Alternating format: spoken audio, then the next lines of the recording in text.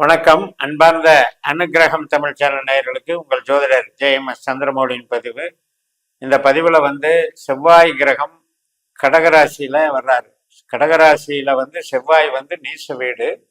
அதில் சனியினுடைய நட்சத்திரத்தில் வர்றது நமக்கு ஏப்ரல் 12ஆம் தேதி வர்றாரு.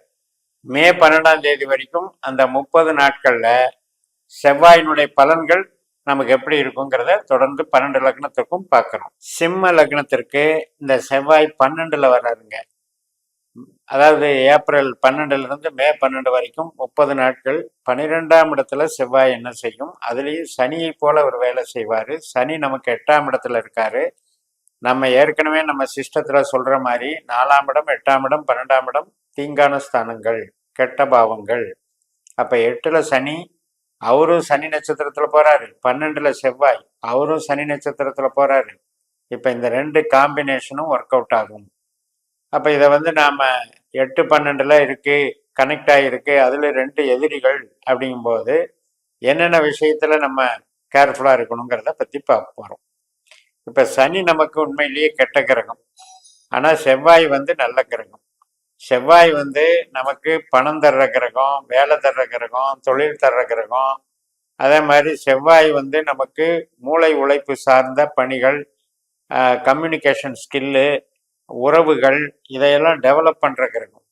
அப்போ அப்பேற்பட்ட கிரகம் 12ல் வருது அப்படிங்கிற போது அதில் எல்லாம் கொஞ்சம் தொய்வு ஏற்படும். இப்போ நீங்கள் ஒரு ஐடி லைனில் இருக்கீங்க, ஒரு ப்ராஜெக்ட் பண்ணுறீங்க, அல்லது ஒரு இது மாதிரி, அதாவது கலைத்திறமை சார்ந்த ஒரு டிசைனிங்கோ, ஒரு டாக்குமெண்ட் சம்மந்தப்பட்டதோ, டிஜிட்டல்லையோ ஏதோ பண்ணிட்டு இருக்கீங்க அப்படின்னா, அந்த டிஜிட்டல் சம்மந்தப்பட்டது, ஆன்லைன் சம்மந்தப்பட்டது, இந்த மெசேஜ் அனுப்புறது சம்மந்தப்பட்டது, இதெல்லாம் கொஞ்சம் பலவீனம் அடைகிறது செவ்வாய் 12ல் இருக்கிறதுனால.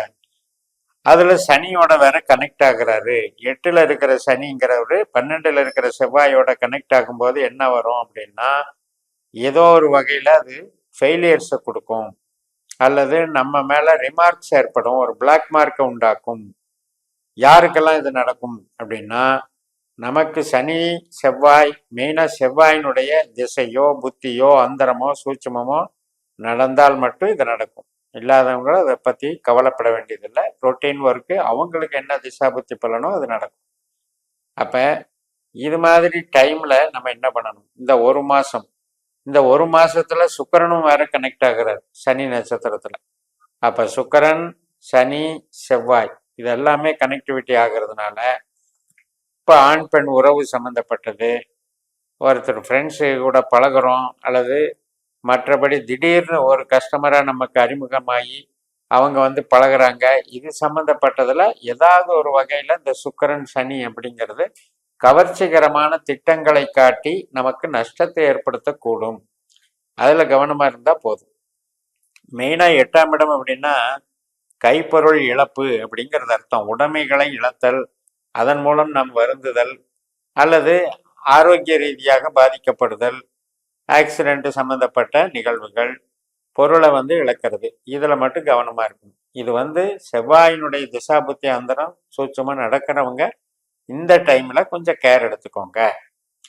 இப்போ உங்கள் ஜாதகத்தில் செவ்வாய் கிரகம் 8ஆம் பாவ உபநட்சத்திரமாகவோ 12ஆம் பாவ உபநட்சத்திரமாகவோ வந்திருந்தால் இன்னும் ரொம்ப கேர்ஃபுல்லாக இருந்துக்கணும்.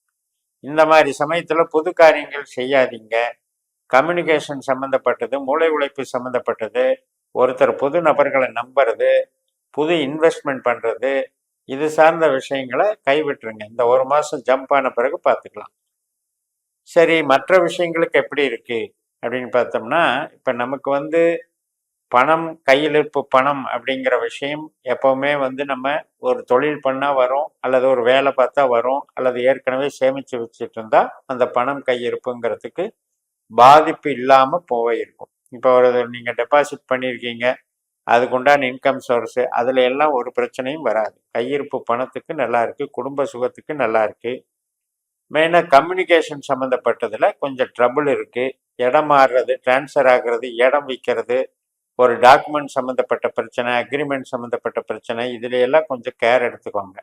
ஏன்னா அதில் காலதாமதமாகலாம், ஏதாவது ஒரு எரர்னால நமக்கு பிரச்சனை வரலாம், ரீஒர்க் வரலாம், அதனால இந்த சமயத்துல நம்ம புதுசா செய்யறதா இருந்தா அந்த காரியத்தை எல்லாம் தள்ளி போட்டுருங்க. இளைய சகோதர சகோதரி வகையில அவர்களுடைய டெவலப்மெண்ட், அவருடைய வேலை வாய்ப்பு, அவர்களுடைய தொழில் பலம் நல்லா இருக்கும். அதே போல நமக்கு வீடு கட்டுறது அப்படின்னு பார்க்கும்போது அது நல்லா இருக்கும். ஆனா செலவு கொஞ்சம் இழுத்துக்கிட்டு இருக்கும். ஏன்னா 12ஆம் இடம்ங்கிறது செலவு பண்றது தான்.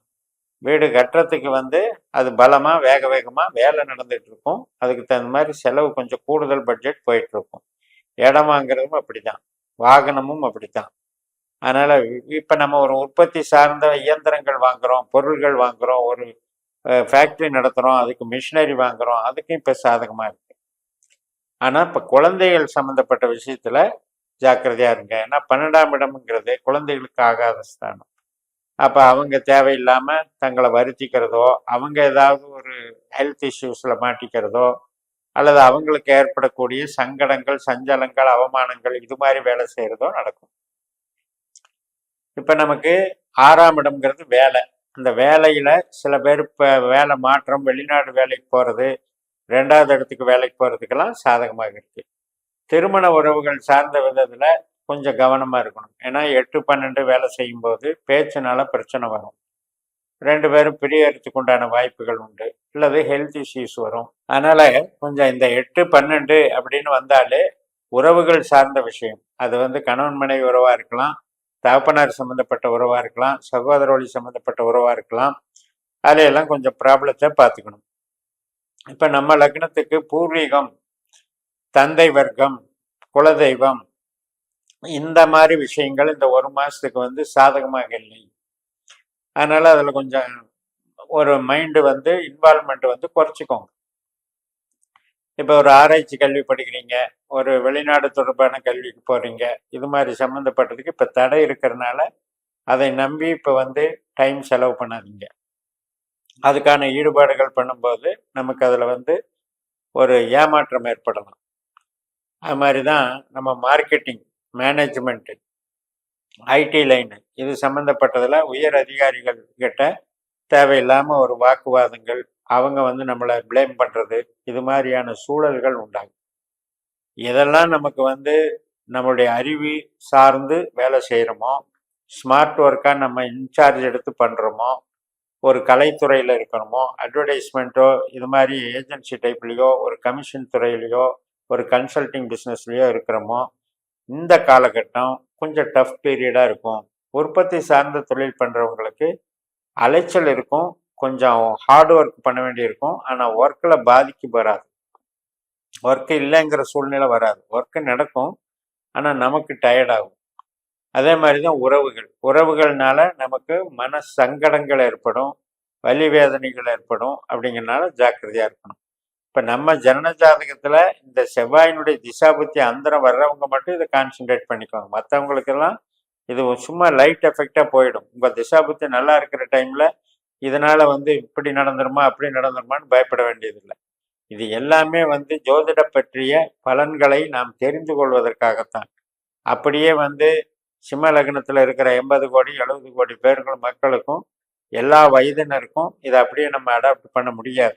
அவங்கவுங்க ஜாதகத்தில் என்னென்ன கிரகம் என்ன ஒரு பாவத்தை இயக்குதுன்னு தெரிஞ்சுக்கிட்டு, நமக்கு 8ஆம் பாவம் 12ஆம் பாவ ஆதிக்கம் பெற்று இந்த கிரகம் இருந்தால் மட்டும் நம்ம இதில் கேர் எடுத்துக்கணும். சொந்த தொழில் பண்ணுறவங்களுக்கு மூலதனத்தை கொஞ்சம் சிக்கனமாக பயன்படுத்துங்க. மூத்த சகோதர சகோதர வழி அவங்களுக்கு வந்து டெவலப்மெண்ட்டு நல்லா இருக்கும், வளர்ச்சிகள் வந்து நல்லா இருக்கும். அவங்களுக்கு சந்தோஷமான நிகழ்வுகள், பதவி உயர்வுகள் எல்லாம் கிடைக்கும், தொழில் பலமும் நல்லா இருக்கும். மூலதனம் அப்படின்னு எடுக்கும் பொழுது மூலதனம் சார்ந்த விஷயங்கள்ல இப்போ இழுத்துக்கிட்டே இருக்கும். அதிகமான மூலதனம் போட வேண்டி சொல்லி இழுத்துக்கிட்டே இருக்கும்.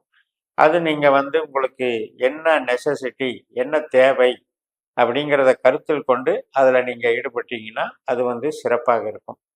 ஆக மொத்தம் இந்த சிஸ்டத்தில் நமக்கு கோச்சார கிரகங்கள் திசாபுத்தியின் அடிப்படையில் செயல்படுதுங்கிறத புரிஞ்சு நீங்கள் ஃபாலோ பண்ணி இந்த பாஸ்கர அஸ்ட்ராலஜி சிஸ்டத்தில் உங்கள் ஜாதத்தை கணிச்சு இந்த என்னென்ன உபநட்சத்திரம் என்ன பாவங்களை இயக்குதுங்கிறத தெரிஞ்சு பயன்பெறுங்கள்னு சொல்லி நிறைவு செய்கிறேன். இந்த சேனலை சப்ஸ்கிரைப் பண்ணி ஷேர் பண்ணுங்கள்.